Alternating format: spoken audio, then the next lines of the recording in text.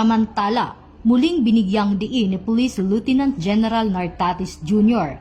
ang kahalagahan ng disiplina at respeto sa uniforme ng kapulisan kasunod ng pag-viral sa isyu ng maling paggamit ng PNP uniform.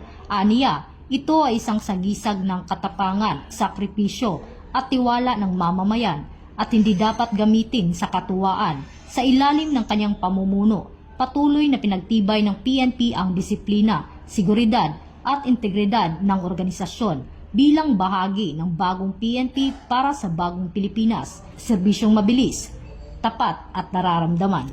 Sa ginanap na press briefing na pinangunahan ni Acting Chief PNP Police Lieutenant General Jose Melencio C. Nartatis Jr., tinalakay ang banta ng cyber attack at mahigpit na binabantayan ng PNP Anti-Cyber Group, katuwang ang Department of Information and Communications Technology.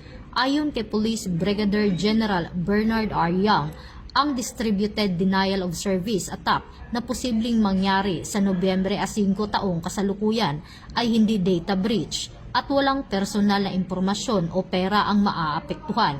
Hinihikayat ng PNP ang publiko na manatiling kalmado, umiwas sa maling impormasyon at makipagtulungan sa mga otoridad upang mapanatili ang kaligtasan ng komunidad.